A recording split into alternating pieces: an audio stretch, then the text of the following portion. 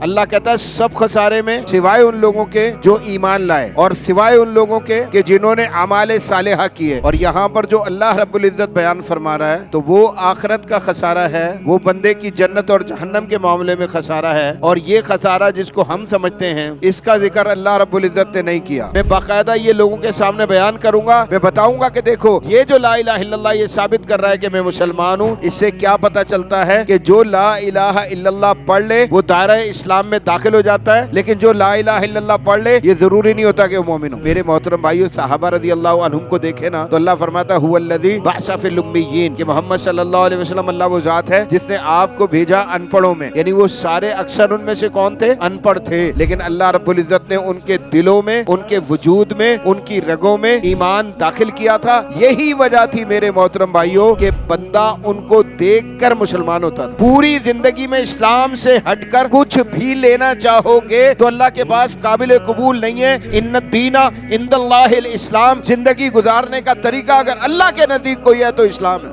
اور بات کرتے ہوئے اللہ رب العزت ارشاد فرما رہا ہے کہ سب کے سب خسارے میں ہیں۔ ہمارے پاس خسارہ جو ہے اس کو کسی اور معنی میں لیا جاتا ہے۔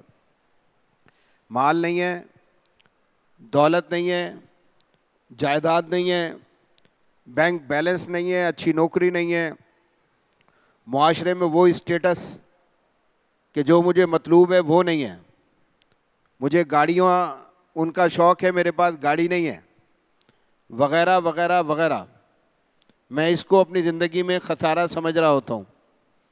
یعنی خسارہ اسی کو سمجھا جاتا ہے نا۔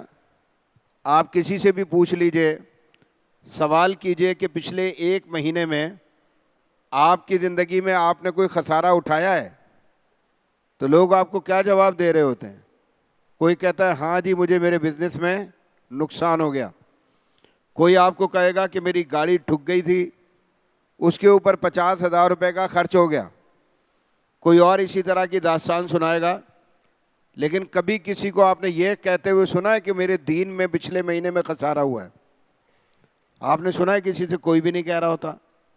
آپ نے کسی سے بھی نہیں سنا۔ میں بے دینوں کے نہیں، دینداروں کی بھی بات کر رہا ہوں کہ ان سے بھی پوچھے نا کہ اگر آپ اپنی زندگی میں آنے والے خسارے کی بات کر رہے ہیں تو یہ بتائیں کہ آپ کو خسارہ ہوا ہے۔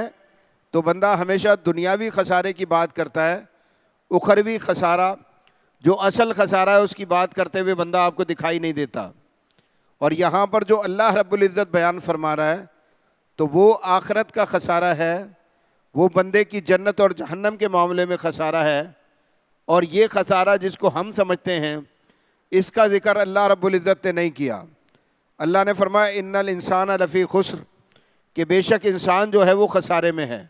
بادشاہ بھی خسارے میں ہے، رعایا بھی خسارے میں ہے، جو امیر ہے وہ بھی خسارے میں ہے، جو غریب ہے وہ بھی خسارے میں ہے، جس کو دنیا میں تمام تر نعمتیں میسر ہیں وہ بھی خسارے میں ہیں، اور جس کو میسر نہیں ہے وہ بھی خسارے میں ہے۔ یہ اللہ رب العزت ارشاد فرما رہا ہے۔ اب بندہ ایک سوال پوچھ سکتا ہے، سوال کیا جا سکتا ہے کہ یا اللہ اگر سب کے سب خسارے میں ہیں تو پھر یہ جنت اور جہنم آپ نے کیوں بنائی ہے؟ یعنی ظاہر ہے خسارے والوں کے حصے میں تو جہنم آ جائے گی، تو یہ جنت آپ نے کیوں بنائی ہے؟ اس کا سبب کیا ہے؟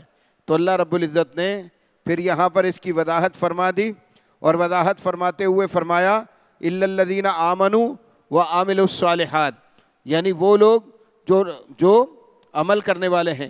اللہ نے کیا فرمایا؟ والعصر ان الانسان لفی خسر الا الذین آمنوا وعملوا الصالحات۔ کیا فرمایا؟ کہ کچھ لوگ ایسے ہیں کہ جن کو استثناء حاصل ہے، جو مستثنیٰ ہیں اس خسارے سے، وہ بچیں گے خسارے سے۔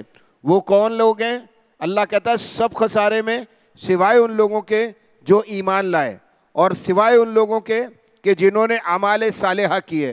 اب ایمان لائے کا مطلب کیا ہے؟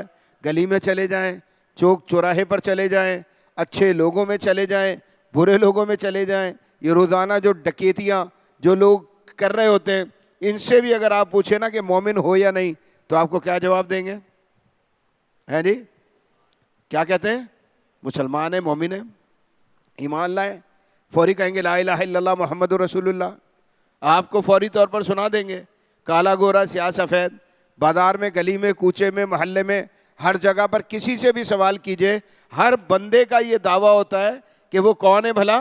وہ کہہ رہا ہوتا ہے کہ میں مومن ہوں، وہ یہ کہہ رہا ہوتا ہے کہ میں مومن ہوں۔ کوئی ایک بندہ بھی آپ کو اس طرح کا نہیں ملتا کہ جو یہ نہ کہے کہ میں مومن ہوں۔ ہاں جی، کسی بھی طرح کا ہے، کسی بھی طرح کی زندگی گزار رہا ہے، اس کی زندگی کی جو ترتیب ہے وہ اس کی اپنی مرضی کی ہے یا رب کی مرضی کی ہے، اس سے فرق نہیں پڑتا۔ یہ سمجھ رہا ہوتا ہے کہ چونکہ میں ایمان لایا ہوں اسی لیے میں مومن ہوں۔ میرے محترم بھائیو، یاد رکھ لیجئے گا، دو چیزوں میں بہت بڑا فرق ہے، اسلام لانا اور ایمان لانا۔ یہ میں نے تو نہیں کہا، آپ اگر سورۃ الحجرات کا مطالعہ کریں نا تو سورۃ الحجرات میں اللہ رب العزت نے مسلم اور مومن دونوں کو علیحدہ علیحدہ بیان کیا، دونوں کو علیحدہ علیحدہ بیان کیا۔ میں بڑا آسان انداز میں انشاءاللہ آپ کو اللہ کی توفیق سے عرض کروں گا کہ اسلام اور ایمان فرق کیسے پتہ چلے گا کہ بندہ مسلمان ہے، اور کیسے پتہ چلے گا کہ بندہ مومن ہے۔ ایک سمپل بات عرض کر دیتا ہوں، جب بھی آپ سے پوچھا جاتا ہے آپ کون ہیں، آپ کیا کہتے ہیں؟ کیا کہتے ہیں؟ مسلمان ہوں۔ اس کا کیا مطلب ہے؟ کہ اسلام بتایا جاتا ہے، اسلام بتایا جا سکتا ہے، لیکن ایمان کبھی بھی نہ تو بتایا جاتا ہے نہ بتایا جا سکتا ہے۔ یاد رکھیں، یہی بنیادی طور پر فرق ہے۔ اسلام تو جب پوچھا جائے گا آپ کون ہیں، میں کہوں گا کہ میں مسلم ہوں۔ میں کون ہوں؟ مسلمان ہوں۔ میں لوگوں کو بتاؤں گا اسلام والا ہوں، میں لا الہ الا اللہ محمد رسول اللہ، میں باقاعدہ یہ لوگوں کے سامنے بیان کروں گا، میں بتاؤں گا کہ دیکھو یہ جو لا الہ الا اللہ یہ ثابت کر رہا ہے کہ میں مسلمان ہوں۔ اس سے کیا پتہ چلتا ہے کہ جو لا الہ الا اللہ پڑھ لے وہ دائرہ اسلام میں داخل ہو جاتا ہے، لیکن جو لا الہ الا اللہ پڑھ لے یہ ضروری نہیں ہوتا کہ وہ مومن ہو۔ اللہ نے فرمایا نا سورۃ الحجرات میں کہ تم احسان جتلا رہے ہو، اللہ نے فرمایا احسان جتلا رہے ہو، لیکن ابھی تم نے صرف اسلام قبول کیا، ابھی تم مومن نہیں ہوئے۔ یقین کریں یہ جو ایمان ہے نا یہ بتلایا نہیں جاتا، یہ جتلایا نہیں جاتا۔ ایمان تو خود بخود چھلک رہا ہوتا ہے، جھلک رہا ہوتا ہے، دکھائی دے رہا ہوتا ہے۔ ابھی آپ اندھیرا کر لیں، اندھیرے کے بعد یہ لائٹ آن کریں تو جب لائٹ آن ہوتی ہے تو لائٹ آن ہونے سے کیا ہوتا ہے؟ اندھیرا دور ہو جاتا ہے۔ لائٹ کی روشنی جو ہے پورے، یعنی اس کا جو نور ہے، نور یعنی روشنی جو ہے وہ پورے اس ماحول کو منور کر رہی ہوتی ہے۔ یاد رکھیں جب کہیں کسی جگہ پر بندہ مومن موجود ہوتا ہے نا تو اس کے وجود سے بھی اسی طرح روشنی پھوٹ رہی ہوتی ہے، اسی طرح اس کے چلنے میں، پھرنے میں، کھانے میں، پینے میں، اٹھنے میں، بیٹھنے میں، ہر چیز میں، اس کے ایک ایک عمل میں ایمان ایسے چھلک چھلک کر سامنے آ رہا ہوتا ہے۔ ایمان جھلک جھلک کر سامنے آ رہا ہوتا ہے، ایمان اس کے وجود سے پھوٹ رہا ہوتا ہے، اور دیکھنے والے کا دل گواہی دیتا ہے اس بات پر کہ یہ بندہ کون ہے؟ یہ بندہ مومن ہے۔ محمد رسول اللہ صلی اللہ علیہ وسلم کے صحابہ رضی اللہ عنہم، ان میں سے ہر ایک کی کیفیت یہی تھی، ہر ایک کی۔ دیکھیں نا آج کی کیا کیفیت ہے، مسلمان کو دیکھ کر آج کے وقت میں مسلمان کو دیکھ کر لوگ ایمان لاتے ہیں، اسلام لاتے ہیں یا دور ہو جاتے ہیں؟ ہاں جی، لوگ پوچھتے ہیں نا، مجھے کسی نے سوال کیا کہ یہ بتائیں کہ یہ جو آپ کا ایک ضلع ہے، ایک ضلع ہے جس کا نام ہے کیا بھلا؟ تھرپارکر۔ یہ جو تھرپارکر ہے تو تھرپارکر کی آدھی آبادی ہندو ہے اور آدھی آبادی کون ہے؟ مسلمان ہے۔ تو مجھے کسی نے کہا کہ جب 50% مسلمان وہاں پر رہتے ہیں تو یہ ہندو مسلمان کیوں نہیں ہو جاتے؟ تو میں نے کہا کہ بھائی جس دن 50% مسلمان مومن ہو گئے اس دن انشاءاللہ تھرپارکر کے ہندو بھی کون ہو جائیں گے؟ مسلمان ہو جائیں گے۔ یہ بالکل ایک سمپل سادہ سی بات ہے۔ اگر آپ دیکھیں گے نا محمد رسول اللہ صلی اللہ علیہ وسلم کے صحابہ رضی اللہ عنہم کو، ابھی میں اگر یہاں آپ کی مجلس میں پوچھوں گا نا کہ بھئی آپ میں سے کوئی پی ایچ ڈی ہے تو ممکن ہے کوئی 1 2 3 ہاتھ ایسے ہو جائیں کھڑے۔ میں پوچھوں گا کسی کے پاس جو ایم فل کی ڈگری ہے یعنی ماسٹر ڈگری کسی کے پاس موجود ہے، ایسے کر کے ہاتھ کھڑے ہو جائیں گے۔ میں پوچھوں گا بیچلر کی ڈگری کسی کے پاس ہے، بہت سارے ہاتھ کھڑے ہو جائیں گے۔ اور اگر میں میٹرک انٹرمیڈیٹ پہ آ جاؤں گا تو سارے کے سارے ہی ہوں گے۔ میرے محترم بھائیو، صحابہ رضی اللہ عنہم کو دیکھے نا تو اللہ فرماتا ہے هو الذی بعث فی الامیین، کہ محمد صلی اللہ علیہ وسلم اللہ وہ ذات ہے جس نے آپ کو بھیجا ان پڑھوں میں، یعنی وہ سارے اکثر ان میں سے کون تھے؟ ان پڑھ تھے، لیکن اللہ رب العزت نے ان کے دلوں میں، ان کے وجود میں، ان کی رگوں میں ایمان داخل کیا تھا۔ یہی وجہ تھی میرے محترم بھائیوں کہ بندہ ان کو دیکھ کر مسلمان ہوتا تھا۔ ان میں آپ کو پی ایچ ڈیز نہیں ملتے تھے. آج کے پروفیسرز بڑے بڑے ان کی طرح انہوں نے ڈگریوں کے بوجھ نہیں لادے ہوئے تھے, لیکن مسئلہ کیا تھا؟ ایمان دلوں میں گھر کر گیا, اور جب ایمان دلوں میں گھر کر گیا تو اس کے بعد لوگ دیکھ کر اسلام لایا کرتے تھے. یہ جو اللہ رب العزت کہتے ہیں نا الا الذین آمنوا, تو اس آمنو کا مطلب یہ ہرگز نہیں ہے کہ میں کہہ رہا ہوں میں ایمان والا ہوں تو مان لیا جائے کہ آپ ایمان والے ہیں. اس کا یہ مطلب ہرگز نہیں ہے. اس کا مطلب یہ کہ جو مطلوب و مقصود اللہ رب العزت کا ہے میں نے اس کو پورا کرنا ہے, میں نے اس کو پورا کرنا ہے. یاد رکھیں, یاد رکھیں, اللہ نے فرمایا ما خلقت الجن والانس الا لیعبدون, کہ ہم نے جن اور انسانوں کو کس کام کے لیے بنایا؟ بلا ایک کام کے لیے, ایک کام, اور وہ کیا ہے؟ عبادت. اللہ رب العزت کی عبادت. ہمارے یہاں پر عبادت جو ہے وہ کس چیز کو سمجھا جاتا ہے؟ ہمارے یہاں پر سمجھا جاتا ہے کہ اذان ہو گئی, اذان کی آواز سن کر نماز کے لیے ہم مسجد میں آ گئے, ہم نے قیام کیا, ہم نے رکوع کیا, ہم نے سجدہ کیا, یہ ساری عبادات ہیں. بیٹھ کر ہم نے قرآن پاک کی تلاوت کی, یہ عبادت ہے. روزہ رکھ لیا, یہ عبادت ہے. حج کیا, یہ عبادت ہے. ہاں جی, کبھی ہم نے عمرہ کر لیا تو عبادت ہے. زکوٰۃ دے دی تو عبادت ہے. باقی کے جتنے بھی معمولات میری زندگی کے ہیں ان میں کہیں پر عبادت کا عمل دخل موجود نہیں ہے. اگر بھائی بات یہ ہے تو پھر سمجھ لیجئے ما خلقت الجن والانس الا لیعبدون کا مطلب کیا ہے؟ ہاں جی, اس کے بعد مطلب کیا ہے؟ اللہ نے فرمایا نا, اللہ نے فرمایا, اللہ نے دین اسلام کو مکمل کیا. اللہ نے کہا لقد کان لکم فی رسول اللہ اسوۃ حسنہ. اللہ نے فرمایا کہ ہم نے محمد الرسول اللہ صلی اللہ علیہ وسلم کو تم سب کے لیے ساری زندگی میں عملی نمونہ بنایا. عملی نمونہ مخصوص چیزوں کے لیے بنایا, نماز کے لیے, روزے کے لیے, حج کے لیے, زکوٰۃ کے لیے, عمرے کے لیے. یہ مخصوص جو فرائض ہیں ان میں اللہ رب العزت نے محمد علیہ الصلاۃ والسلام کو ہمارے لیے رول ماڈل بنایا ہے, یا دن کے جو 24 گھنٹے ہوتے ہیں ہر گھنٹے کے ہر منٹ میں؟ آپ کا کیا خیال ہے؟ تو اس کا کیا مطلب ہے؟ اس کا کیا مطلب ہے؟ نبی صلی اللہ علیہ وسلم اگر مسجد میں رول ماڈل ہے نا تو اپنے گھر پر بھی رول ماڈل ہیں, اپنے بیوی بچوں میں بھی رول ماڈل ہیں, آپ لوگوں سے ملنے ملانے میں بھی رول ماڈل ہیں. کوئی سا بھی کام اللہ کے نبی صلی اللہ علیہ وسلم کر رہے ہیں, کوئی سا بھی کام. اب ایک مثال ہے, دکان پر جا رہا ہوں میں, کیوں جا رہا ہوں بلا؟ میں کیوں جاتا ہوں اپنی دکان پر؟ میں ایک کام کرنے کے لیے جاتا ہوں کہ وہاں سے روزی حاصل کروں گا اپنے بچوں کے لیے, ٹھیک ہے, اپنا پیٹ پالنے کے لیے. لوگ کہتے ہیں پیٹ کی آگ بجھانے کے لیے دکان پر جانا ضروری ہے. میں جاب پر جا رہا ہوں کس کام کے لیے؟ یہی مقاصد بیان کیے جاتے ہیں نا. تو میں اگر یہ کہوں کہ دکان پر میں نے عبادت کے لیے جانا ہے تو میں جا سکتا ہوں. میں اگر کہوں کہ میں نے جاب پر عبادت کے لیے جانا ہے تو میں جا سکتا ہوں, جا سکتا ہوں. میں کیسے جا سکتا ہوں؟ میں اپنی دکان پر جاتا ہوں, میں اپنی دکان پر سچ بولتا ہوں, جھوٹ نہیں بولتا. میں وہاں پر امانت داری کے اصول پورے کرتا ہوں, وہاں پر بددیانتی نہیں کرتا. میں لوگوں کو سودا پورا تول کے دیتا ہوں, کبھی بھی اس میں ناپ تول میں کمی نہیں کرتا. میں جھوٹ بول کے اپنا سودا نہیں بیچتا.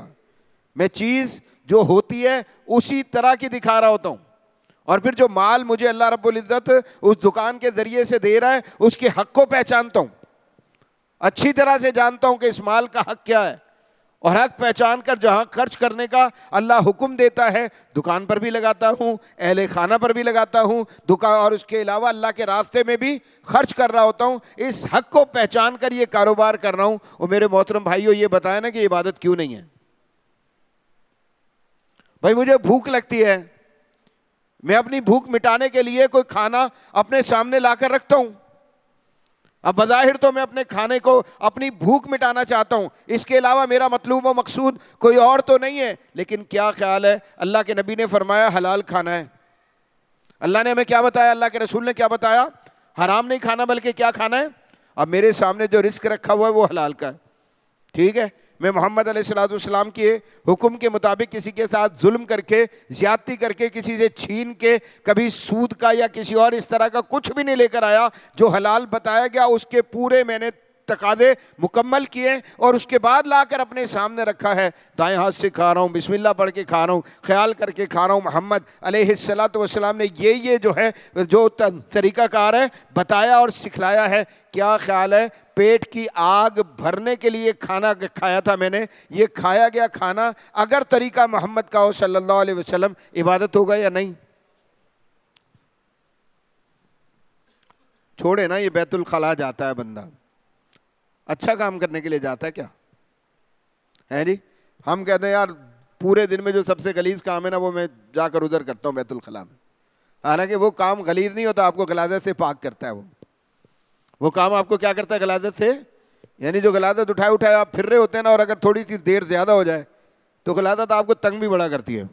بتائیں ایسا ہے یا نہیں ہے؟ ایسے ہی ہے نا, وہ غلاظت بڑا تنگ کر رہی ہوتی ہے, آپ کو پھر کچھ بھی نہیں سوچ رہا ہوتا, آپ کہتے ہیں یار اس سے جان چھوڑواؤ. اب میں کہتا ہوں کہ اگر بندہ بیت الخلا جا رہا ہے, کوئی کہے کہ میں بیت الخلا جا رہا ہوں اور جا کر عبادت کروں گا, مانیں گے آپ؟ مانیں گے؟ لیکن اگر آپ جا رہے ہیں, جاتے ہوئے ٹھیک ہے, آپ نے وہاں پر باہر کھڑے ہو کر آپ نے کہا اللہم انی اعوذ بک من الخبث والخبائث, آپ نے دعا پڑھ دی, آپ نے دعا پڑھ دی نا, اور اندر چلے گئے. ہاں جی, حاجت سے فارغ ہوئے, باہر نکلے, اور نکل کر آپ نے کہا غفرانک. اب یہ کیا کیا آپ نے؟ اس عمل میں بھی آپ نے خیال کیا اللہ کا بتایا ہوا طریقہ کیا, محمد علیہ الصلوۃ والسلام کی سنت و سیرت کیا. اللہ کی قسم بتائیں کہ یہ جو وقت آپ نے بیت اللہ میں, یہ جو بیت الخلا میں آپ نے گزارا ہے, یہ مجھے بتائیں کہ عبادت کیوں نہیں ہے. یہ جو میری ساری زندگی نا, ساری زندگی اللہ کبھی بھی مومن مسلمان کو خالی نہیں چھوڑتا. وَمَن يَبْتَغِ غَيْرَ الْإِسْلَامِ وَمَن يَبْتَغِ غیر الاسلام دینا فلن یقبل منہ. اللہ نے کیا فرمایا کہ دین اسلام سے ہٹ کر اگر کوئی بھی چیز لوگے تو اللہ کے پاس قابل قبول. نماز کی بات نہیں ہو رہی اکیلی, روزے کی بات نہیں ہو رہی اکیلی, حج عمرے کی بات نہیں ہو رہی اکیلی, زکوٰۃ کے مصارف کی بات نہیں ہو رہی اکیلی. پوری زندگی میں اسلام سے ہٹ کر کچھ بھی لینا چاہو گے تو اللہ کے پاس قابل قبول نہیں ہے. ان الدین عند اللہ الاسلام, زندگی گزارنے کا طریقہ اگر اللہ کے نزدیک کوئی ہے تو اسلام ہے. الیوم اکملت لکم دینکم واتممت علیکم نعمتی ورضیت لکم الاسلام دینا. کیا مطلب ہے؟ ہم نے دین مکمل کر دیا, اپنی نعمت تمہارے اوپر تمام کر دی, اور اسلام کو بطور آئین, دستور, قانون, بطور ایک کہا جائے کہ جو ہے وہ یہ جو زندگی گزارنے کا کوڈ آف کنڈکٹ ہے, اس کے طور پر اللہ رب العزت نے جو ہے تمہارے لیے اللہ نے منتخب کر لیا. اس کا مطلب کیا ہے؟ ہر جگہ پر اسلام دین ہونا چاہیے. اب بات سمجھنے والی یہ ہے کہ جو ان چیزوں کا خیال کر کے آگے بڑھ رہا ہوتا ہے, اللہ کی قسم وہی مومن ہوتا ہے, وہی مومن ہوتا ہے. اللہ نے کہا الا الذین آمنوا وعملوا الصالحات. کیا کرتا ہے بندہ؟ کیا کرتا ہے؟ خسارے سے بچنے والا کون ہے؟ مومن. اور عمل صالح. عمل صالح, عمل صالح کی یہ بتا سکتے ہیں کہ ڈیفینیشن کیا ہے؟ مدر ٹریسا بھی کرتی ہے, ہاں جی, بل گیٹس بھی کرتا ہے, سارے پاکستان کو پولیو کے قطرے پلائے جا رہا ہے. آپ نہیں پئیں گے زبردستی بھی پلوائے گا آپ کے بچوں کو. اور لوگ کہتے ہیں جی بڑا خرچہ کرتا ہے, اربوں ڈالر اس پر خرچ کرتا ہے, اس کو ایک کام سمجھ میں آیا وہ کیے جا رہا ہے. ٹھیک ہے, ایدھی صاحب نے کہا تھا, میں ان کی مذمت نہیں کر رہا, اللہ مجھے معاف کرے, اور نہ میں کسی بھی مسلمان کی مذمت کرنے کا حوصلہ رکھتا ہوں. ہاں جی, بندے کا تمام تر معاملہ نا اپنے اللہ کے ساتھ ہے, رب کے ساتھ ہے. مجھے کوئی اختیار نہیں ہے کہ میں کسی کے لیے, لیکن انہوں نے ایک بات کی, اور وہ بات کیا تھی کہ مجھے اگر موقع ملے گا نا تو میں جہنم میں بھی جا کر اللہ کے بندوں کی خدمت کروں گا. او بھائی, جہنم میں آپ کو خدمت کون کرنے دے گا؟ یہ تو وہ لوگ ہیں نا کہ جن کو اللہ نے بار بار زندگی میں موقع دیا, موقع دیا, موقع دیا, موقع دیتا چلا گیا, اور آخر کار موقع سے بندے نے فائدہ نہیں اٹھایا. رب سے بڑھ کر موقع دینے والا کون ہے؟ یہ رمضان موقع ہی تو ہے. یہ رمضان کیا ہے؟ او بھائی, آپ میرے دوست ہیں نا, ایک دفعہ, دو دفعہ, تین دفعہ مجھ سے اگر آپ سیدھے منہ سے بات نہ کریں, میں کہوں گا تیرے جیسے دوست بڑے دیکھیں. میں کہوں گا چلو ادھر سے اور کوئی ڈھونڈو. میری دکان پہ اگر کوئی ملازم کام کرتا ہے, ایک کے بعد دوسری مرتبہ میری بات نہ مانے, تو میں کہوں گا تیری ملازمت ختم, فائر. کہوں گا یو آر فائرڈ. بتائیں کہ تم فارغ ہو، جاؤ جاؤ جاؤ ادھر سے نکلو، یہ میں کہوں گا یا نہیں کہوں گا؟ اور رشتہ داری توڑنے میں کتنی دیر لگاتا ہوں میں؟ یعنی اگر آپ دیکھیں یہ جو خاندانوں کے مسائل ہوتے ہیں، ان مسائل میں اگر آپ دیکھیں گے نا تو لمحوں میں رشتے ٹوٹ رہے ہوتے ہیں، لمحوں میں۔ مسئلہ کیا ہوتا ہے؟ اس نے مجھے یہ کہہ دیا، اس نے مجھے وہ کہہ دیا، اتنا انا کا مارا انسان ہے۔ اور میرے محترم بھائی، یہی والی کیفیت بنی ہوتی ہے نا، بالکل یہی کیفیت بنی ہوتی ہے۔ اللہ کی قسم، میرا رب کائنات کا رب ہے، یہ زمین، چاند، سورج، ستارے سب اس نے بنائے۔ دنیا کی جتنی مخلوقات ہیں ان سب کو بنانے والا کون ہے؟ ایک خالق۔ خالق ایک ہے، دوسرا کوئی بھی، مالک ایک ہے، دوسرا کوئی بھی، رازق ایک ہے، دوسرا کوئی بھی نہیں ہے۔ وہ اس پوری کائنات کا مالک ہے۔ اللہ کی قسم، وہ تو پتہ نہیں کیا کر دے۔ ہم ہر روز اللہ کو چیلنج کر رہے ہوتے ہیں، ہم ہر روز اللہ کے بنائے ہوئے قوانین کو پامال کر رہے ہوتے ہیں، پیروں تلے روند رہے ہوتے ہیں، نافرمانیاں، گناہ گاری، یہ ساری چیزیں چل رہی ہوتی ہیں۔ آپ دیکھ رہے ہوتے ہیں بغاوتیں ہماری طرف سے ہر روز برپا ہوتی ہیں۔ آپ دیکھیں نا کہ آج ہمارے ملک میں مسئلہ چل رہا ہے کہ ہم کہتے ہیں کہ بھئی ریاست کی ریٹ کو چونکہ ہاں جی چیلنج کیا جا رہا ہے، اس لیے اس پر ڈرون اٹیک کیا جائے گا، اس لیے اس پر بم مارا جائے گا، وغیرہ وغیرہ وغیرہ وغیرہ۔ یہ سارے کام برداشت نہیں ہوتے نا، لیکن رب عالی شان انسان کو موقع دیے چلا جاتا ہے، دیے چلا جاتا ہے، دیے چلا جاتا ہے۔ آخری سانس تک بھی بندے کے پاس موقع ہوتا ہے، اور موقع کون دیتا ہے؟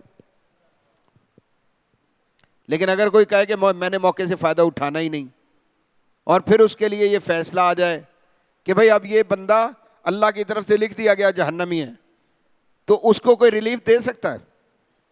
بتائیں، دے سکتا ہے؟ نہیں دے سکتا۔ پھر کوئی کہے میں دینے کے لیے چلا جاؤں گا، تو اس بات پر اللہ سے ڈر جانا چاہیے، اس بات پر اللہ سے ڈر جانا چاہیے۔ میں عرض کرتا ہوں، اللہ نے فرمایا الا الذین آمنوا وعملوا الصالحات، عمل صالح وہ ہے جو کرنے کا حکم اللہ اور اس کے رسول نے دیا، اور عمل صالح وہ ہے جو کر کے محمد رسول اللہ صلی اللہ علیہ وسلم نے دکھایا۔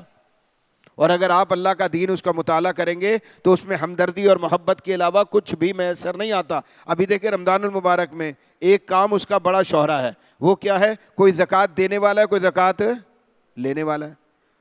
ہم کہتے ہیں اللہ کے راستے میں خرچ کر رہے ہیں، اللہ کہتا ہے یا ایھا الذین آمنوا کونوا انصار اللہ، اے ایمان والو اللہ کے دین کے مددگار بن جاؤ۔ اللہ کے مدد، اس کا اصل معنی کیا ہے؟ اصل معنی کیا ہے اس کا؟ اللہ کی مدد کون کرے گا؟ بھئی کسی کی جرت ہے؟ کوئی اللہ کا مددگار بن سکتا ہے؟ اس کا مطلب ہے اللہ کے دین کے مددگار بن جاؤ۔ اللہ حکم دیتا ہے مددگار بنو، ہم کہتے ہیں بھئی ہم اللہ کو یہ زکوٰۃ کس کو دے رہے ہیں؟ اللہ کو۔ یہ صدقہ دے رہے ہیں کس کو دے رہے ہیں؟ اللہ کو۔ اللہ کو دیتے ہیں، اللہ کے بندوں کو دیتے ہیں؟ ہاں جی بتائیں، اللہ کو دیتے ہیں یا اللہ کے بندوں کو دیتے ہیں؟ یہ کھانے اللہ کو کھلاتے ہیں یا اللہ کے بندوں کو کھلاتے ہیں؟ اس کا کیا مطلب ہے؟ ان ساری چیزوں کے ذریعے سے بھی اللہ نے اپنے بندوں کی بھلائی کا ہی سامان کیا۔ یعنی اگر خیر اور فلاح اگر آپ ڈھونڈنا چاہیں گے، میں عرض کرتا ہوں آپ کو کہ آپ دیکھ لیں، پورا اسلام پڑھیں، آپ کو دکھائی دے گا کہ جو میرا ذاتی عمل ہے نا، میری نماز، میرا روزہ، میرا حج، میری زکوٰۃ، میرا اپنا ذاتی عمل، وہ آپ کو ملے گا زیادہ سے زیادہ کل اسلام کا 20% ہوگا۔ اور 80% کیا ہے؟ 80% اسلام کی طرح گلی میں، کوچے میں، محلے میں، بازار میں، لوگوں کے درمیان، عزیز و اقارب میں، دوست احباب میں، ملنے ملانے والوں میں، خرید و فروخت میں، لوگوں کے ساتھ معاملات کرنے میں 80% آپ کو دین وہاں پر ملے گا۔ اس کا مقصد کیا ہے؟ عمل صالح۔ میں سمجھ رہا ہوں کہ نماز تو عمل صالح ہے نا بھائی، نماز عمل صالح ہے یا نہیں ہے؟ ٹھیک ہے، لیکن کسی انسان کو ستانا، کسی انسان کو ایذا دینا، کسی انسان کے ساتھ ظلم اور زیادتی کا سلسلہ روا رکھنا، کیا خیال ہے؟ یہ کیا ہے؟ یہ عمل صالح ہے؟ نہیں نہیں، بالکل نہیں۔ حاجی صاحب بلکہ الحاج، ایک حج کیا، دوسرا کیا، تیسرا کیا، چوتھا کیا، حج بے حج کیے چلے جا رہے ہیں۔ میں دیکھتا ہوں بہت سارے لوگوں کو رمضان کا عمرہ ان کا کوئی بھی مس نہیں ہوتا۔ میں دیکھتا ہوں کہ سال میں 4 5 6 مرتبہ لوگ عمرے کے لیے جاتے ہیں۔ کہاں گئے تھے عمرے پر؟ کہاں سے آ رہے ہیں عمرے سے؟ دیکھتا ہوں میں لوگوں کو بہت سارا کچھ یہ کرتے ہوئے۔ یہ سارے کام آپ کریں، اس کی ممانعت نہیں ہے۔ اللہ نے آپ کو توفیق دی، اللہ اس توفیق کو بڑھا دے، لیکن اس توفیق کے ہوتے ہوئے اگر آپ اپنے ارد گرد معاشرے میں موجود لوگوں کے لیے مفید اور فائدہ مند نہیں ہیں تو میرے محترم بھائیو یاد رکھ لیجئے، پھر یہ ساری چیزیں مل کر آپ کو فائدہ نہیں دیں گی۔ آپ خود غرضی کے ساتھ زندگی نہیں گزار سکتے، انفرادی زندگی آپ نہیں گزار سکتے۔ سب سے اچھا مسلمان وہ ہوتا ہے کہ جو سب سے اچھا انسان ہوتا ہے۔ بات سمجھ رہے میری؟ دو مثالیں دوں میں آپ کو، دونوں احادیث سے دوں گا، ٹھیک ہے؟ دو مثالیں دیتا ہوں۔ سب سے اچھا مسلمان کون ہوتا ہے؟ جو سب سے اچھا انسان ہوتا ہے۔ یاد رکھیں، انسانیت کے بغیر مسلمانیت نہیں ہے۔ جب محمد صلی اللہ علیہ وسلم پہلی وحی آئی نا، اور آپ علیہ الصلاۃ والسلام اپنے گھر میں آئے، داخل ہوئے، تو جب گھر میں داخل ہوئے نا، تو داخل ہوتے ہی آپ گھبرائے ہوئے تھے اور گھبراہٹ میں تھے۔ تو اس وقت اماں جان خدیجہ رضی اللہ تعالی عنہا ام المومنین، انہوں نے ڈھارس بندھوائی تھی اللہ کے نبی کی کن الفاظ کے ساتھ کہ محمد رسول اللہ صلی اللہ علیہ وسلم آپ لوگوں کے ساتھ ہمدردی سے پیش آتے ہیں، آپ لوگوں کے کام آتے ہیں، آپ لوگوں کا بوجھ اٹھاتے ہیں، وغیرہ وغیرہ، اس طرح کی بات کی، اور کہا کہ جب آپ کا یہ کردار ہے تو اللہ آپ کو ضائع نہیں کرے گا۔ یعنی دعوت اللہ کا کام شروع ہونے سے پہلے جو کردار محمد صلی اللہ علیہ وسلم کا دکھایا گیا، وہ سارا کا سارا انسانیت پر مشتمل تھا، 100% انسانیت پر مشتمل تھا۔ یہی تھا نا۔ دو حدیثیں سنانا چاہتا ہوں، اور وہ حدیثیں کون سی ہیں؟ نبی صلی اللہ علیہ وسلم نے ایک فاحشہ عورت کا ذکر کیا کہ وہ ایک جگہ سے گزر رہی تھی۔ فاحشہ یعنی بدکار عورت ایک جگہ سے گزر رہی تھی۔ اس نے اللہ رب العزت کی ایک مخلوق کو مصیبت میں دیکھا، مشکل میں، اور مصیبت میں جس مخلوق کو دیکھا وہ کون تھا؟ کتا۔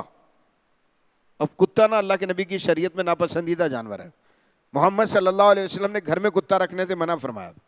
آپ نے فرمایا گھر میں کتا ہوگا تو رحمت کے فرشتے نہیں آئیں گے۔ یہ فرمانے والا کون ہے؟ محمد رسول اللہ صلی اللہ علیہ وسلم۔ آپ جب مدینے میں آئے نا، تو آپ نے حکم جاری کیا، اور اس حکم کے مطابق جو ہے وہ یہ آ گیا کہ بھئی مدینے کے سارے کتے قتل کر دو۔ صحابہ ڈھونڈ ڈھونڈ کے مار رہے تھے، کچھ لوگ آ گئے اور انہوں نے کہا کہ اللہ کے نبی بعض کتے مفید بھی ہوتے ہیں، فصلوں کی رکھوالی کرتے ہیں، گھروں کی رکھوالی کرتے ہیں، وغیرہ وغیرہ، گھروں میں نہیں رکھنے، باہر رکھتے ہیں، یہ ساری چیزیں، تو اگر ان کے لیے تھوڑا سا استثناء دے دیا جائے، اللہ کے نبی نے فرمایا اس طرح کے کتے چھوڑ دو اور باقی سب کو مار دو۔ اس کا مطلب کیا ہے؟ ناپسندیدہ جانور ہے، لیکن پیاس سے بلک رہا ہے کتا۔ ایک فاحشہ عورت گزر رہی ہے، ابھی انسان نہیں ہے، یہ مخلوق دوسری ہے جس کو ہم ناپسندیدہ کہتے ہیں۔ اس کو دیکھا ایک عورت نے، اور عورت کو دیکھ کر اپنا جوتا اتارا، جوتا اتار کر اپنے دوپٹے سے باندھا، اور ایک کنواں جو ہے اس میں سے نکال کر جو ہے کیا بولا؟ پانی، اور اس کتے کو کیا کیا؟ پلا دیا۔ اللہ کے نبی فرماتے ہیں اس ایک عمل کی وجہ سے اللہ نے اس عورت کو معاف کر دیا۔ یعنی ساری زندگی بتائے دوسرا عمل کیا یا نہیں، ایک عمل کی وجہ سے اللہ کے نبی صلی اللہ علیہ وسلم فرماتے ہیں کہ اللہ رب العزت نے اس کو معاف کر دیا۔ اسی طرح کی ایک حدیث آتی ہے کہ ایک شخص ایک جگہ سے گزر رہا تھا۔ وہ بھائیو، انسانیت کیا چیز ہے، اس کو لازمی طور پر سیکھنا پڑے گا۔ میں گلی میں کس طرح کا ہوں، میں محلے میں کس طرح کا ہوں، عزیز و اقارب میں کس طرح کا ہوں، دوست احباب میں سمجھتا ہوں میرا دین بہت اچھا ہے۔ اس وجہ سے اچھا ہے کہ میں لمبی جو ہے وہ کیا کرتا ہوں؟ نمازیں پڑھ رہا ہوں، نفلی روزے میں بے شمار رکھ رہا ہوں،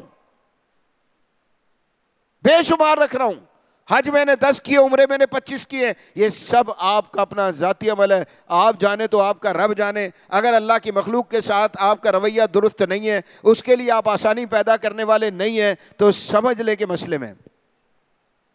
نبی صلی اللہ علیہ وسلم نے ایک شخص کا واقعہ بیان کیا۔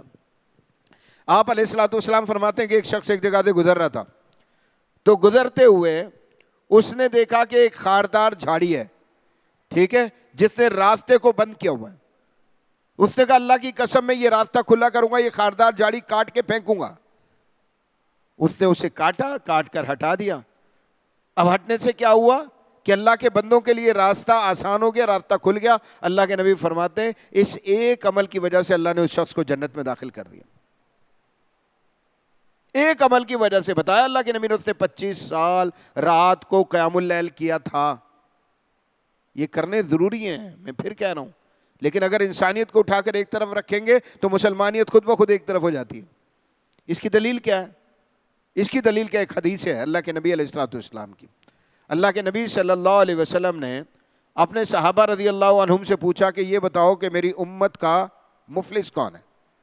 مفلس اگر آپ سے پوچھا جائے تو آپ کیا کہیں گے؟ غریب، مسکین جس کے پاس مال نہیں ہے، جس کے پاس دولت نہیں ہے، جس کے پاس جائیداد نہیں ہے، بینک بیلنس نہیں ہے. یہی صحابہ نے بھی کہا تھا. اللہ کے نبی نے پوچھا نا کون ہے، تو صحابہ رضی اللہ عنہم نے کہا یہ بندہ جس کے پاس مال نہیں ہے، دولت نہیں ہے، جائیداد نہیں ہے، فلاں نہیں ہے، فلاں نہیں ہے، یہ میری امت کا کون ہے؟ مفلس ہے. تو اللہ اکبر، اللہ کے نبی نے فرمایا یہ مفلس نہیں ہے، مفلس دوسرا شخص ہے. وہ شخص کے کل قیامت کے دن جب اللہ کے پاس آئے گا تو اس کا اعمال نامہ عمل سے بھرا ہوگا، کھچا کھچ اور لبالب بھرا ہوگا. نمازیں بہت، روزے بہت، عمرے بہت، حج بہت، سب کچھ اس نے بہت کچھ کیا ہے. یعنی اس کے اعمال نامے کو دیکھ کر یہ لگتا ہوگا کہ یہ شخص پکا جنتی ہے. ابھی فیصلہ ہونے جا رہا ہے، اعمال کا وزن ہونا، لوگ آ گئے. اللہ کے نبی فرماتے ہیں مدعی آنا شروع ہو جائیں گے، آ کر کہیں گے یا اللہ اس نے میرے ساتھ ظلم کیا تھا، اس نے میرے ساتھ جبر کیا تھا، اس نے میرے ساتھ زیادتی کی تھی. یہ مقدمے دائر ہونا شروع ہوں گے. 1 2 3 4 5 7 10 مقدمے دائر ہوتے چلے جائیں گے رب عالی شان کے دربار میں. انصاف ہوگا، نا انصافی نہیں ہوگی. اللہ کہے گا اگر اس نے زیادتی کی ہے تو زیادتی کا بدلہ کیا ہے؟ اس کی نیکیاں لو، لوگوں کے کھاتے میں جتنا جتنا اس نے ان کے ساتھ زیادتی کیا اس وزن کے مطابق ڈالتے چلے جاؤ. ٹھیک ہے جی. اب آن لائن ٹرانزیکشن شروع ہو جائے گی، نیکیوں کی ٹرانزیکشن. ٹھیک ہے، ادھر سے ادھر جا رہی ہے نیکیاں. فرشتے آ کر بتائیں گے کہ اللہ اب اس کے پاس جو ہے وہ نیکیاں بچی نہیں ہے، کچھ بھی نہیں، خالی ہو گیا ہے. لیکن لوگوں کے مقدمے تو ختم نہیں ہوئے، ابھی سماعت جاری رہے گی، ابھی مدعی باقی ہیں، ان کے دعوے ابھی باقی ہیں. اللہ کہے گا اچھا اگر اس کے پاس نیکیاں نہیں ہیں تو اب ایک کام کرو، لوگوں کے گناہ اٹھاؤ جن لوگوں کے ساتھ اس نے زیادتیاں کی ہیں اور اس کے کھاتے میں ڈالنا شروع کر دو. اب ٹرانزیکشن جو ہے وہ گناہوں کی شروع ہو جائے گی. پہلے اس کے کھاتے سے جا رہی تھی، اب دوسری طرف سے جو ہے وہ بدی برائی جو ہے وہ اس کے کھاتے میں آنا شروع ہو جائے گی. اللہ کے نبی فرماتے ہیں یہ وہ شخص ہے کہ جو تباہ ہو جائے گا، برباد ہو جائے گا، یہ میری امت کا مفلس ہے. بات سمجھ میں آئی ہے؟ مخلوق اللہ کی، اس کے ساتھ ہمیشہ ہم نے کون سا سلوک کرنا ہے؟ حسن سلوک. کتے سے بڑھ کر تو کوئی مثال نہیں ہو سکتی نا. تو میں عرض کرنا چاہتا ہوں الا الذین آمنوا وعملوا الصالحات، ایمان لائیں گے اور نیک عمل کریں گے. عمل کون سا؟ جو اللہ نے بتایا. عمل کون سا؟ جو اللہ کے رسول علیہ الصلاۃ والسلام نے بتایا. محمد صلی اللہ علیہ وسلم اپنے ارد گرد کے لوگوں کے لیے سب سے زیادہ مفید تھے، سب سے زیادہ فائدہ مند تھے، ہر ایک کے کام آنے والے تھے، ہر ایک کا بوجھ اٹھانے، بوجھ بٹانے والے تھے. لوگوں کی کے جو مسائل ہیں ان کو بڑھانے والے نہیں بلکہ ان کو حل کرنے والے تھے. آج مجھے بھی اسی طرح کا بننا پڑے گا. پھر فرمایا وتواصوا بالحق وتواصوا بالصبر. اگلا کام یہ کیا کرتا ہے؟ حق بات کی وصیت کرتا ہے. اگر میں آپ سے پوچھوں کہ ذرا یہ بتائیے کہ آپ میں سے کوئی شخص باقاعدہ طور پر پروگرام بنانے کے لیے کسی جگہ دعوت دینے کے لیے گیا، اللہ کے دین کی دعوت. اللہ فرماتا کنتم خیر امت اخرجت للناس تأمرون بالمعروف وتنہون عن المنکر. تم بہترین امت ہو، لوگوں کے لیے نکالے گئے ہو. تمہارا کام یہ ہے کہ تم لوگوں کو بھلائی کا حکم کرتے ہو، برائی سے منع کرتے ہو. وتؤمنون باللہ، اور اللہ پر ایمان لاتے ہو. ہم کبھی پروگرام بنا کر اللہ کے دین کی دعوت کا کام کرتے ہیں؟ آج مسلمانوں کا سب سے بڑا مسئلہ کیا ہے؟ یہ دعوت اسلامی پھیلتی کیوں نہیں ہے؟ یعنی اسلام کی دعوت پھیلتی کیوں نہیں ہے؟ اس کا سبب یہ ہے محمد صلی اللہ علیہ وسلم کے صحابہ میں ہر شخص اللہ کے دین کا داعی تھا. آج جہاد میں ہم مار کیوں کھا لیتے ہیں؟ اللہ کے نبی کے وقت میں جتنے صحابہ تھے سارے کے سارے مجاہد تھے، سب کے سب داعی، سب کے سب مجاہد. کوئی کام اللہ کے دین کا سب کے سب لگے ہوئے ہیں، سارے کے سارے لگے ہوئے ہیں. وہاں پر یہ جو ڈویژن ہمارے بیچ موجود ہے یہ نہیں تھی، یہ نہیں تھی مولوی صاحب کریں گے، مدرسے کے جو استاد ہیں وہ کریں گے، جن کو ہم نے مسلح پر کھڑا کر لیا. اب حدیث بھی انہوں نے پڑھنی ہے، قرآن بھی انہوں نے پڑھنا ہے، وعظ بھی انہوں نے کرنا ہے، درس نصیحت یہ سب کچھ انہوں نے کرنا ہے. میرے کرنے کا کام کوئی نہیں ہے. اللہ کی قسم یہ بہت بڑی غلط فہمی ہے. سیکھنا پڑے گا صحابہ رضی اللہ عنہم سے. ایک صحابی سناؤں میں آپ کو؟ اگر میں آپ سے پوچھوں کہ صحابہ رضی اللہ عنہم میں افضل ترین صحابی کا نام بتائیں تو کون تھے؟ بہت زور سے بولیں، پتہ ہونا چاہیے نا. ابو بکر صدیق رضی اللہ تعالی عنہ، یہ وہ صحابی ہے نا جن کے متعلق اللہ کے نبی نے فرمایا دنیا میں ہر بندے کے میں نے احسان کا بدلہ دیا، نہیں دے سکا تو کس کے؟ ابو بکر کے. ایسے ہی ہے نا، افضل ترین صحابی ہے، لمبا نہیں کرتے. اسلام لائے نا، اسلام بالکل ابتدا میں اللہ کے نبی کے ساتھ اسلام قبول کیا تھا. 3 سال اسلام کی دعوت انفرادی جو لوگ تھے نا ان کو دی جا رہی تھی. ابھی کھلی دعوت دینے کا حکم نہیں آیا. قریب 40 لوگ جو ہے وہ اس وقت میں اسلام قبول کیا تھا انہوں نے. ان 40 میں سے اکثر لوگوں نے اسلام قبول کیا ابوبکر صدیق رضی اللہ تعالی عنہ کی دعوت پر. ٹھیک ہے, عشرہ مبشرہ سنا ہے, 10 لوگ ہیں نا, ان 10 میں سے گن لیجئے, ان کی سیرت کا مطالعہ کیجئے. ان میں سے ایک ابوبکر خود ہیں, 9 دوسرے, کم سے کم 6-7 ایسے ہیں کہ جن کو دعوت ابوبکر نے دی تھی اور ابوبکر کی دعوت پر انہوں نے اسلام قبول کیا تھا. ٹھیک ہے, ہم کہتے ہیں بڑے دیندار ہیں. یقین کیجئے میں بڑا حیران ہوتا ہوں کہ اللہ اگر کسی کو توفیق دے دے نا کہ آپ نے 2 روپے اللہ کے راستے میں خرچ کرنے ہیں, تو یہ توفیق اللہ کی طرف سے آئی ہے, تو مجھے اللہ کا احسان مند ہونا چاہیے یا نہیں؟ اچھا, جو اس خرچ کا سبب بن رہا ہے اس کا احسان مند ہونا چاہیے یا نہیں؟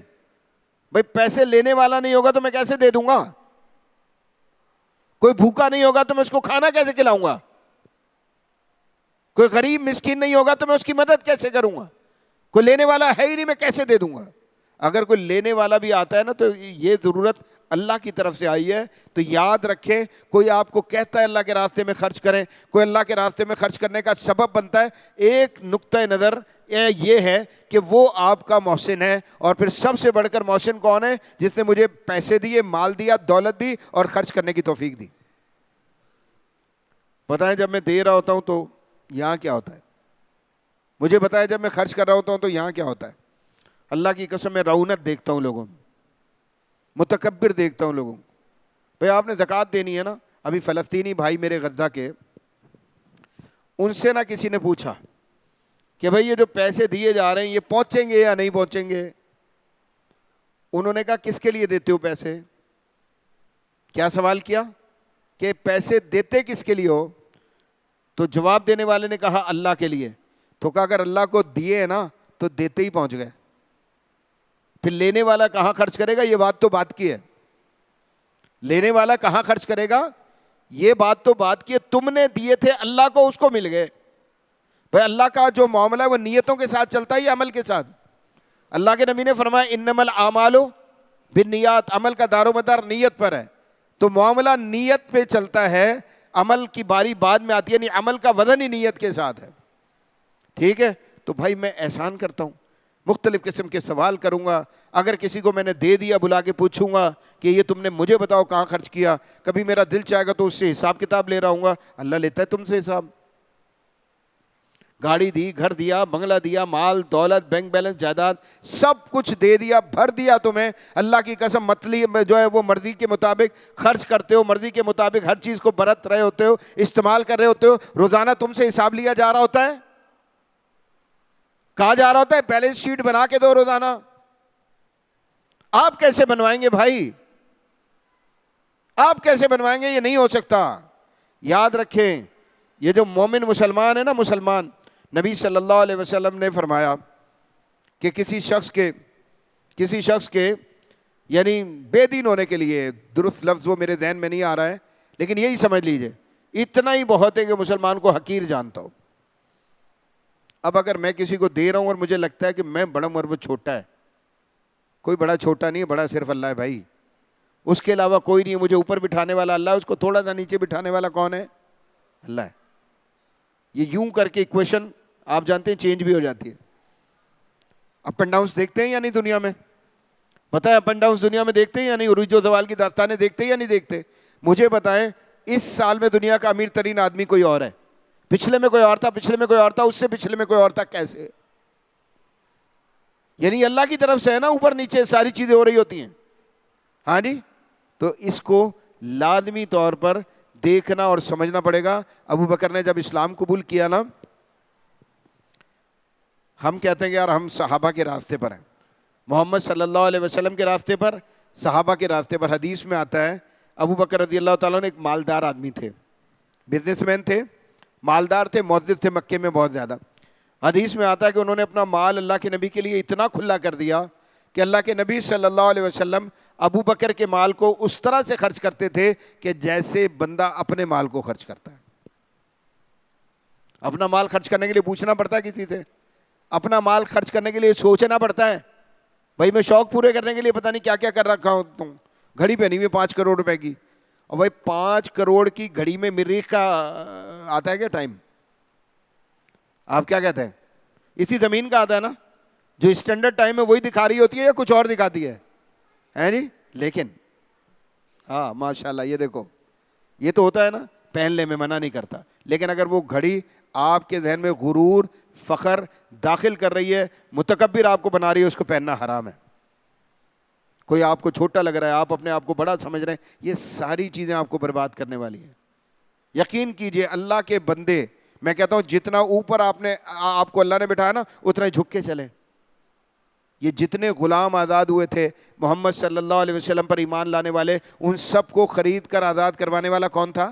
ابو بکر. وتواصوا بالحق. میں آپ کو سنا رہا تھا, لمبا نہیں کرتا ہوں انشاءاللہ. ابو بکر آ گئے اللہ کے نبی علیہ الصلوۃ والسلام کے پاس, اللہ کے نبی علیہ الصلوۃ والسلام کے پاس, اور آ کر کہنے لگے اللہ کے نبی آج میں نا کھلی دعوت دینا چاہتا ہوں بیت اللہ میں جا کے.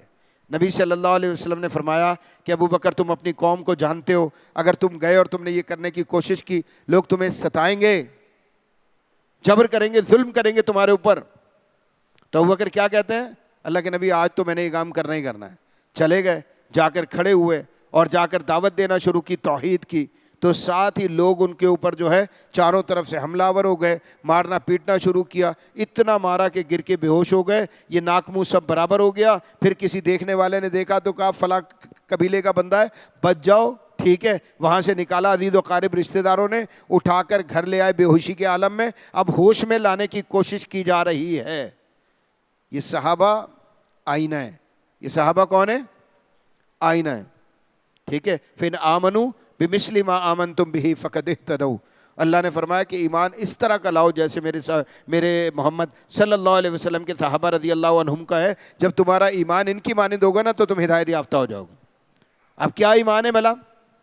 زخمی ہے, بے ہوش ہو گئے. جیسے ہی ہوش میں آئے نا, تو ہوش میں آتے ہی پہلا سوال بندے کو کیا کہنا چاہیے کہ بھئی مجھے چوٹیں بہت لگی ہے, اسپتال لے چلو. ہاں جی, مجھے ضربیں لگی ہے, مجھے دوا دو, درد کی دوا دے دو, میرے زخموں پر کوئی مقصد آیوڈین پایوڈین وہ جو بھی ہوتی ہے وہ لگا دو. یہی کہے گا نا بندہ. ٹھیک ہے, ساری باتیں اسی طرح کی. لیکن اگر آپ دیکھیں گے تو ابو بکر کیا کہہ رہے ہیں؟ ابو بکر یہ کہہ رہے ہیں کہ بھائی یہ بتاؤ محمد رسول اللہ صلی اللہ علیہ وسلم کہاں ہیں, اور مجھے لے چلو اللہ کے نبی کے پاس. میں جب تک محمد کو نہیں دیکھوں گا صلی اللہ علیہ وسلم مجھے چین نہیں آئے. ماں کہہ رہی ہے کھانا کھا لو, ماں کہہ رہی ہے فلاں کرو, یہ کرتے ہیں وہ کرتے ہیں, علاج کرتے ہیں. ایسی بات. ابو بکر کہتے کچھ بھی نہیں, نبی کے پاس جانا ہے. جب تک میں محمد صلی اللہ علیہ وسلم کو نہیں دیکھوں گا مجھے چین نہیں آئے گا. جب وہ رشتہ دار عزیز و قارب آئے تھے, انہوں نے جب یہ کیفیت دیکھی نا, تو ماں کو کہنے لگے تمہارا بیٹا ہمیں سمجھ میں نہیں آ رہا, ان حرکتوں کی وجہ سے یہ اس حال میں پہنچا ہے, اور ابھی بھی اس شخص کو چھوڑنے کے لیے تیار نہیں ہے. لیکن آپ دیکھ لیجئے کیسے چھوڑ دیں گے. اس کے بعد 2 عورتوں نے سہارا دیا, یعنی ابھی چلنے پھرنے کی حالت نہیں ہے, لیکن 2 عورتوں کا سہارا لے کر, ایک ماں ایک دوسری عورت ہے, اس کے سہارے کے ساتھ چلتے ہوئے جو ہے وہ محمد صلی اللہ علیہ وسلم کی خدمت میں حاضر ہوئے. اور جب اللہ کے نبی کو دیکھا نا, اللہ کی قسم, تو چین آ گیا ابو بکر کو. سفر ہجرت کا مطالعہ کیا آپ نے؟ ہجرت کا سفر پڑھا ہے؟ آ گئے ابو بکر, آ کر کہنے لگے اللہ کے نبی میں ہجرت کی اجازت دیجئے, مجھے میں جانا چاہتا ہوں. نبی صلی اللہ علیہ وسلم نے فرمایا ابو بکر تم رکو. دوسرے لوگوں کو اجازت مل رہی تھی جانے کی, اور ابو بکر کو اللہ کے نبی نے اجازت نہیں دی. یہ وہ وقت تھا کہ جب مکے میں بہت شدید قسم کی سازشیں ہو رہی تھیں. ٹھیک ہے جی, ایک جگہ تھی, اس میں بیٹھ کر مشاورت کی جاتی تھی کہ نبی صلی اللہ علیہ وسلم کو نقصان کیوں کر جو ہے وہ پہنچایا جائے. اور اس جو بھی وہ ہو رہی ہوتی تھی مشاورت, اس میں شیطان خود شریک ہوتا تھا. حدیث میں آتا ہے کہ وہ ایک بابا جی ہوتے ہیں نا, بزرگ, بوڑھے کی شکل میں آ کر اس مجلس میں خود بیٹھتا تھا. ٹھیک ہے, تو باتیں کی جا رہی ہیں. ٹھیک ہے جی, اپنی اپنی رائے سارے لوگ دے رہے ہیں, اور ان میں یہ ہو رہا ہے کہ اللہ کے نبی کو اس انداز میں نقصان پہنچایا جائے. وہ ہر مشورے کو رد کرتا ہے.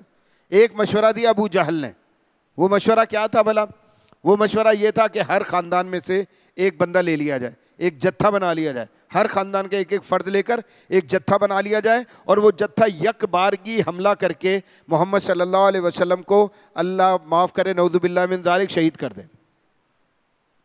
اس کی تیاری ہے، چاروں طرف گارڈ بٹھا دی گئی ہے، اب درمیان میں سے نکلنا تقریباً ناممکن ہے، یعنی حالات بڑے خراب ہیں۔ اما جان عائشہ رضی اللہ تعالیٰ عنہ سناتی ہیں کہ میں اپنے ابا جان کے گھر میں تھی، گرمی کے دن تھے اور ظہر کی نماز کے بعد کا وقت، فرماتی ہیں کبھی بھی اللہ کے نبی اس وقت میں کسی کے گھر پر نہیں جایا کرتے تھے، لیکن میں نے دیکھا کہ اللہ کے نبی جو ہے وہ اس وقت میں ابو بکر کے گھر پر آ گئے، اور ابو بکر سے کہا ابو بکر اگر کوئی دوسرا شخص یا فرد تمہارے گھر میں موجود ہے تو ذرا اس کو ایک طرف کرو، میں نے تمہیں بات کرنی ہے۔ تو ابو بکر کہنے لگے آپ کے گھر والے یعنی عائشہ ہیں، ان کے علاوہ کوئی بھی نہیں۔ اب اللہ کے نبی نے بات کرنا شروع کی اور بات کرتے ہوئے فرمانے لگے کہ مجھے ہجرت کی اجازت مل گئی ہے، مجھے ہجرت کی اجازت مل گئی ہے۔ اللہ اکبر، اللہ اکبر۔ اب یہاں پر نا اماں جان کہتی ہیں ایسے نگاہوں کو جھکا کے، سر کو جھکا کے، بڑے ادب کے ساتھ ابو بکر نے سوال کیا محمد رسول اللہ صلی اللہ علیہ وسلم سے کہ اللہ کے نبی علیہ الصلوۃ والسلام اکیلے جائیں گے یا کوئی اور بھی ہوگا ساتھ آپ کے؟ اللہ کے نبی نے فرمایا ابو بکر تم میرے ساتھ ہوگے۔ کیا فرمایا؟ کہ آپ میرے ساتھ ہوں گے۔ اما جان عائشہ رضی اللہ تعالیٰ عنہ فرماتی ہے کہ اس کے بعد میں نے دیکھا کہ ٹپ ٹپ آنسو جو ہے وہ ابو بکر کی آنکھوں سے گرنے لگے، اور میں نے زندگی میں پہلی مرتبہ کسی کو خوشی سے روتے ہوئے دیکھا۔ یہ سفر موت کا سفر ہے، یہ جو ہجرت کا سفر تھا یہ کیا تھا؟ موت کا سفر تھا۔ موت کے ہرکارے ہر جگہ پر موجود ہیں، سازش کی جا رہی ہے، جگہ جگہ پر لوگ بٹھائے گئے کہ راستہ روکنا ہے، گزرنے نہیں دینا، جانے نہیں دینا۔ نکل کے چلے گئے نا محمد رسول اللہ صلی اللہ علیہ وسلم، اور پھر وہ سفر ہجرت کا بہت مشکل ترین، ساتھ میں کون تھا؟ ایک آخری بات سنانا چاہتا ہوں، آپ ہم نے زندگی کس طرح سے گزارنی ہے میرے محترم بھائیو، یہ بات یاد رکھ لیجئے گا۔ کامیابی وہ ہے جو اللہ کے پاس کامیابی ہے۔ دنیا میں ہم نے جس چیز کو سمجھا ہوا ہے نا وہ کامیابی نہیں ہے۔ والعصر ان الانسان لفی خسر، سارے انسان خسارے میں، الا الذین آمنوا وعملوا الصالحات وتواصوا بالحق وتواصوا بالصبر، حق بات کی یعنی ایمان والے، عمل صالح والے، حق بات کی وصیت دعوت کا کام کرنے والے، اللہ کے دین کی خدمت کرنے والے، اور اگر کوئی مشکل پریشانی آ جائے تو صبر کرنے والے۔ ٹھیک ہے، مشکل آ جائے، مصیبت آ جائے، صبر کرنے والے۔ آج ہمارا ملک نا اس سے الٹ کھڑا ہوا ہے، ہم صبر کرنے والے نہیں ہیں، ہم بے صبر ہیں، ہم ناشکر ہیں، کھا پی کے کہتے ہیں ملک کے حالات اچھے نہیں ہیں۔ نہیں ہوں گے بھائی، آپ تو بھوکے نہیں مر رہے، ٹھیک ہے، آپ تو بھوکے نہیں مر رہے، اللہ کھلا ہی رہا ہے نا۔ میں اکثر لوگوں کو کہتا ہوں کہ جو چیز آپ کے پاس موجود ہے، جو اللہ نے دیا ہوا ہے، جو اللہ نے دیا اس کا ذکر نہیں کرتے آپ، اور جو نہیں ہے اس کا بار بار کرتے ہیں۔ جب آپ ایکسپیریمنٹ ہونا چاہیے یا نہیں؟ ہاں جی، ہونا چاہیے یا نہیں؟ اپنا موبائل فون نکالیں، اس کا وہ جو ایک اس میں ہوتا ہے نا نوٹس، اس میں چلے جائیں، لکھنا شروع کریں آپ کے پاس کیا کیا ہے، ٹھیک ہے۔ اور میں کہتا ہوں چلے باہر نہ نکلے، یہ جو باڈی ہے نا میری، اسی میں رہوں۔ اگر میں اپنی آنکھوں کو لکھوں، کسی نابینا سے پوچھے نا کہ اگر تجھے بصارت دی جائے تو تو بدلے میں کیا دے دے گا، پوچھے، وہ کہے گا میں سب کچھ دے دوں گا۔ یہ سب کچھ کی مثالیں دنیا میں بے شمار موجود ہیں۔ آج لوگوں کو جگر کا کینسر ہو جاتا ہے، جگر ٹرانسپلانٹ کے لیے ان کو پیسے چاہیے ہوتے ہیں، جائیدادیں بیچتے ہیں یا نہیں؟ اچھا بھلا عزت دار آدمی ہاتھ پھیلاتا ہے لوگوں کے سامنے یا نہیں؟ عزیز و قریب دوست آپ کو کہتا ہے مدد کرو، یہ تو دینے والا تھا، یہ مانگنے والا نہیں تھا، اب یہ مانگ رہا ہے۔ کسی طرح اپنی زندگی بچانا چاہتا ہے، کسی طرح۔ ہاتھ تو بہت بڑا ہوتا ہے، ایک انگلی، اگر کسی کو کہا جائے کہ آپ کو 20 لاکھ روپے دیتے، انگلی تو دو اپنا ذرا، دیتا ہے کوئی؟ یہ جو اگر سماعت، اگر کسی کو کہا جائے کہ تمہارے پاس موجود، تم سننے کی صلاحیت نہیں رکھتے، ٹھیک ہے، تو یہ صلاحیت تمہیں دی جا سکتی ہے، پلٹائی جا سکتی ہے، تمہیں فراہم کی جا سکتی ہے، کیا دے دو گے؟ بتائیں کیا دے دے گا؟ یہ قوت گویائی جو اللہ نے دی ہوئی ہے، نہیں بول سکتا بندہ، معافی الضمیر اپنا بیان نہیں کر سکتا۔ کہا جائے کہ قوت گویائی آ جائے گی، کیا دو گے؟ ساری دنیا دینے کے لیے تیار ہوگا بندہ۔ ہاں جی، میں اکثر مثال دیتا ہوں کہ یہ 2021 میں نا ایک بیماری آ گئی تھی جس کو کہا جاتا تھا کرونا، آئی تھی۔ تو دوسرا تو جو بھی کچھ ہوتا تھا نا، جب کسی شخص کو یہ بیماری ہو جاتی تھی نا تو 2 حصے اس کی ختم ہو جاتی تھی، ٹھیک ہے، ایک ذائقہ ختم ہو جاتا تھا زبان کا، اور ایک سونگھنے کی جو حصہ نا یعنی اس کو خوشبو بدبو نہیں آتی تھی. ٹھیک ہے, یہ 2 کام ہوتے تھے اس کے ساتھ. دوست تھے میرے, یہاں بھی ہوتے ہیں مسجد میں بھی, تو وہ ان کے ساتھ یہ مسئلہ ہو گیا. تو کہنے لگے یار عجیب معاملہ ہو گیا ہے, کھٹا کھا رہا ہوں تب بھی وہی ہے, میٹھا کھا رہا ہوں تب بھی وہی ہے. ہاں جی, کھانے کے شوقین تھے بہت زیادہ. تو کہتا ہے جس طرح کا بھی پکوان بنا رہا ہوں ایسے لگتا ہے پھیکا پھیکا کھایا جا رہا ہوں, زندگی سے مزہ چلا گیا. آپ مجھے بتائیں کہ اگر آپ کے کھانے کا ذائقہ چلا جائے اور پھر کوئی کہے کہ ذائقہ لوٹایا جا سکتا ہے, کیا دے دیں گے؟ شکر ادا کرنے کے لیے نا ہمارے پاس بہت کچھ ہے. یہ 2 ٹانگیں شکر ادا کرنے کے لیے بہت بڑی ہیں. میں لوگوں کو دیکھتا ہوں, اللہ کی قسم, اللہ سے معافی مانگتا ہوں, اللہ معاف کرتے ہیں. سجدہ بعد دفعہ کتنا مشکل ہو رہا ہوتا ہے, بتائیں. نبی صلی اللہ علیہ وسلم فرماتے ہیں اللہ کی پسندیدہ ترین حالت ہے سجدہ. اللہ کی پسندیدہ ترین حالت کون سی ہے؟ سجدہ. آپ علیہ الصلوۃ والسلام فرماتے ہیں جب سجدے میں ہوتے ہو تو اپنے لیے دعا کیا کرو, کہ اللہ کو یہ حالت پسند بڑی ہے. ہوتا ہے نا, ہوتا ہے, چوٹ بھی لگ جاتی ہے, معذور بھی ہو جاتا ہے, وقتی طور پر ہو جاتا ہے, عمر بڑھ جاتی ہے, اور میں سجدہ نہیں کر پا رہا ہوتا. یقین کریں شکر ادا کرنے کے لیے نا بڑی چیز ہے. تو لیکن میں جو اللہ نے دیا ہے ان کی گنتی نہیں کرتا, اور جو نہیں ہے ان کا ذکر بار بار کرتا ہوں. تو ناشکری اور بے صبری, یقین کریں ایمان کے بعد اللہ کی اگر 2 بڑی نعمتیں ہیں نا, سب سے بڑی نعمتیں, ایک صبر ہے, دوسرا شکر ہے. اور آج اگر پاکستان کو صبر اور شکر میں اثر آ جائے نا, اللہ کی قسم بے شمار مسائل ویسے حل ہو جانے. تو میں آپ کو بس ابو بکر رضی اللہ تعالیٰ عنہ کا آخری وقت بتانا چاہتا ہوں. دنیا سے جا رہے تھے نا, خلیفۃ المسلمین تھے. کون تھے بھلا؟ محمد صلی اللہ علیہ وسلم کے محبوب ترین ساتھی. محبوب ترین ساتھی. ساری امت متفق ہے کہ انبیاء علیہم الصلوۃ والسلام کے بعد جو سب سے افضل انسان ہے اس کا نام ابو بکر ہے. ٹھیک ہے, ابو بکر دنیا سے جا رہے ہیں. اب پاس میں کیا موجود ہے بھلا؟ یقین کریں یہ جو کاؤنٹنگ اور جو کیلکولیشن کا کھیل ہے نا, اس سے باہر آ جائیں, اس سے لازمی طور پر باہر آ جائیں. اس کے بعد بہت کچھ ہے, میرے پاس کچھ بھی نہیں ہے. وقت رخصت بندے کو کس چیز کی ضرورت ہوتی ہے؟ ابو بکر جب دنیا سے جانے لگے نا, تو بیٹا عبد الرحمن بھی پاس میں موجود ہے اور بیٹی عائشہ بھی موجود ہے رضی اللہ تعالیٰ عنہا ام المومنین.